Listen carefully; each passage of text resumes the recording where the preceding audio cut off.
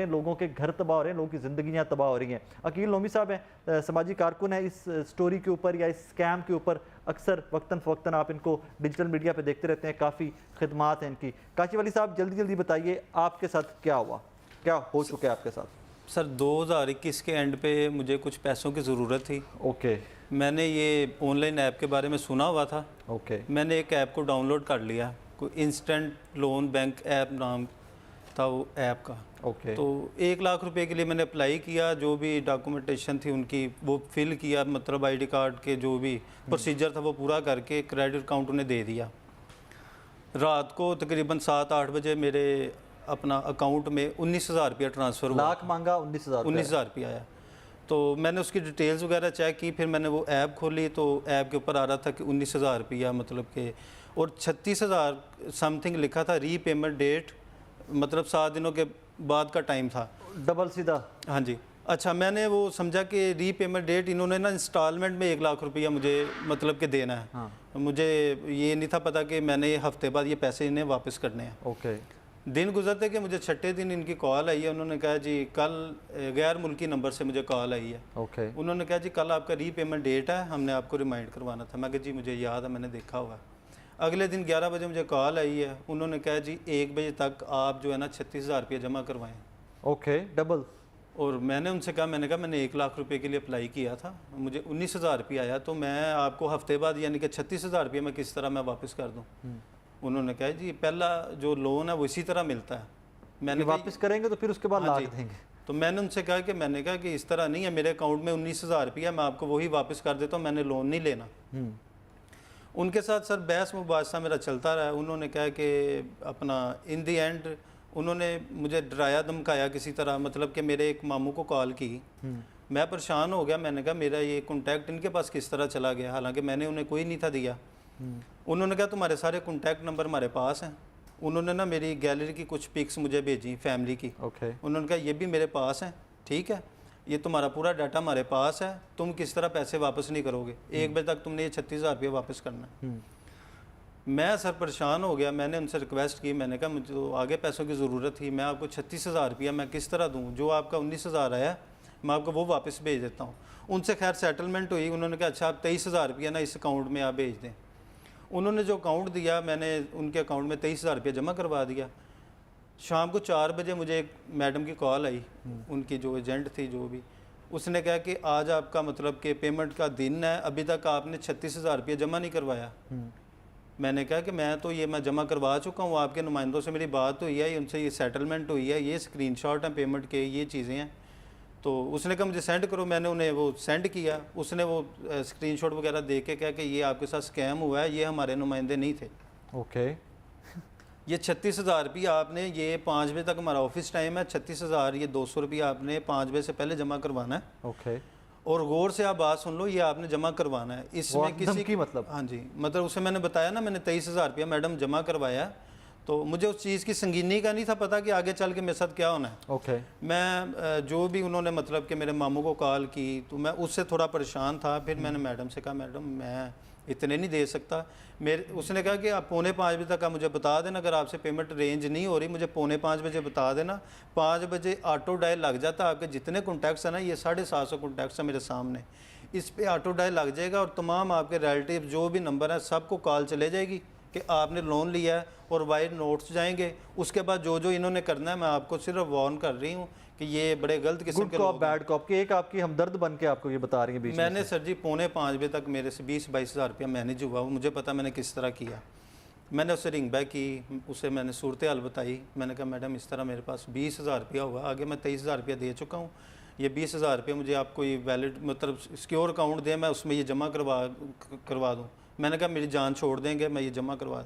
उसने कहा कि 36,000 का 35,000 भी कहोगे ना तो वो भी नहीं, आपने 36,200 रुपया 5 बजे तक जमा करवाना है, उसके बाद मैं ज़िम्मेदार नहीं हूँ। अनबिलीवेबल। उसने मैंने बताया कि और पॉसिबल नहीं है। उसने कहा ये मैं आपको लिंक भेज रही हूँ, इसको डाउनलोड करो, इससे लोन लेके तो इनको फारिग करो, उसके बाद आपके पास 7 दिन का टाइम होगा, उसमें खुद ही बताया। हाँ जी, वो लिंक सर मैंने डाउनलोड किया, उससे जो मुझे लोन आया वो मैंने 36,000 पूरा करके उनके अकाउंट पे वो लिंक था उस पर मैंने पेमेंट कर दी। और मैंने कहा कोई बात नहीं, हफ्ते का टाइम है, जितना मैं डर गया था ना, मैंने कहा हफ्ते बाद मैं फिर ये मैनेज कर लूँगा। अब सर जी वक्त गुजरता गया, मैं उस दलदल में ना ऐसा फंसा हूँ कि मैं करते कराते मैंने 9 ऐप डाउनलोड कर ली। ठीक है, वो जिस तरह वो मुझे थ्रेट कर रहे थे, मेरी तस्वीरों को मतलब कि एडिट करके साथ न्यूड, वो एक फोटो मेरे पास आई है, अगर कहें तो मैं वो ब्लर करके टीवी पे चला सकता हूँ अगर हाँ इजाजत जी, दें हाँ तो। जी। मैं वो जी ये जरा अब तमाशा देखिएगा कि इन भाई की एक फोटो हमारे पास आई है जो पता चल रहा है, अंधे को भी पता चल रहा है कि एडिट की गई है, इनकी रियल फोटो नहीं है। मैं कोशिश करूंगा, वो गलीज फोटो है, वो पता नहीं किसी गलीज सी वेबसाइट से उठा के साथ इनका मुंह ऊपर लगा के वो फोटो बना दी गई है। मैं कोशिश करूंगा कि इस सेक्शन के अंदर मैं काशिफ साहब की वो फोटो जो है आपको दिखा सकूं, ताकि आपको आइडिया हो जाए कि किस हद तक नीच हरकत करते हैं, किस हद तक ये लोग गिरते हैं। अच्छा, मैं सर जी बड़ी मतलब एक अच्छी कंपनी में जॉब कर रहा हूँ। ठीक है, मेरा बड़ा अच्छा गुजारा हो रहा था। ये मैंने गलती करने के बाद मतलब कि इधर भूले रुके रहा हूँ, तुम मेरा ऑनर वादा करो कि आपने इन बेशर्मों को 1 रुपया और नहीं देना। मैं तो ये कुछ नहीं कर सकते आपका। बार बार इमरान भाई मैं चीख चीख के मर गया हूं। ये आपकी जो फोटो, मुझे पता है कि जब मेरे पास आपकी फोटो आई तो मैंने देखता है कि तो जाली है। तो यार लोग अंधे हैं क्या? लोगों को नहीं पता कि फेक फोटो बना रहे हैं आप? इन्होंने वीडियोस भी बनाई इस तरह की, मुझे भेजी। उन्होंने कहा कि ये तुम्हारे सारे ये बनवाएंगे ना आइंदा। आपने कोई अच्छा एडिटर ढूंढ रहे हैं जिस शहर के आप हो, आपने 500 रुपया देना है इनके सारे घर वालों की, वो बेशर्मों की वो वीडियोस आप भी बनवा लेना। अच्छा, बेगैरतों की। दूसरा मेरे बॉस के नंबर से नंबर सेव था। वो बॉस की इन्होंने प्रोफाइल पिक वहाँ से व्हाट्सएप से उतारी, उसको एडिट करके मुझे भेजा। वो कहता है ये सारों को मैं भेजूंगा तुम्हारे कॉन्टैक्ट्स नंबर पे, तुम्हारे बॉस की तस्वीरें हैं, ये पैसे अगर तुमने किसी थर्ड पर्सन को बताया तो आप जिम्मेदार हैं। ठीक है, जो भी होगा उसके तुम जिम्मेदार हो। एंड में ये बताइए कि आपने कितने पैसे दिए इन बेशर्मों? मैंने सर जी 18.5 लाख। 18.5 लाख रुपया वापस किया। लिया कितना था? मैंने 19,000 रुपया मुझे आया था, मैं कुछ भी 19,000 नहीं के लिया। चक्कर में लिया कुछ 18 भी नहीं। लाख रुपया। उसके बाद मैं जो कुछ लेता रहा हूँ वो इन्हीं को ही देता रहा हूँ। मेरे वाले साहब ने मजदूरी करके एक प्लाट बनाया था, कुछ कमेटियाँ डाली थी वो मकान बनाने के लिए कि उसको थोड़ा थोड़ा करके बनाते। वो प्लाट भी सर जी सेल कर दिया। वो जो कमेटियाँ थी वो भी सारी इधर चले गई। मेरी तनख्वाह आती थी वो भी इधर चले जाती थी। मेरे बच्चे दूध के लिए मेरे पास पैसे नहीं थे। मैं इतना मतलब मैंने इनकी वीडियो देखी, इमरान चौधरी साहब की, ये नोमी साहब की मैंने वीडियो देखी। मैं फिर मुझे थोड़ा मेरी जान में जान नहीं, मैं खुदकुशी करने लगा था। मैं पुल के ऊपर खड़ा था। Unbelievable, unbelievable. मैं दरिया के पुल के ऊपर 19,000 रुपए लेने के बाद 18 लाख रुपए वापस करके जान नहीं छूटी अभी। साहबान सामने बैठे हुए आपके, इससे बड़ा फ्रॉड क्या हो सकता है? और मुझे समझ नहीं आती कि हमारा वजीर आज़म, ये तमाम पॉलिटिशियन, तमाम ब्यूरोक्रेसी, तमाम वो लोग जिन्होंने इतने बड़े अरबों खरबों रुपए का स्कैम नहीं है, ये अरबों खरबों डॉलर का स्कैम है। ये कैसे पैसा यहाँ पाकिस्तान से शिफ्ट आउट होता है, कैसे दूसरे ममालिक में जाता है, वो एक अलग से कहानी है। लेकिन किसी बंदे के पास इतना वक्त हो, कोई आम पाकिस्तानियों की चीखों पुकार सुने तो इसके ऊपर काम करे तो पता चले ना कि हो क्या रहा है।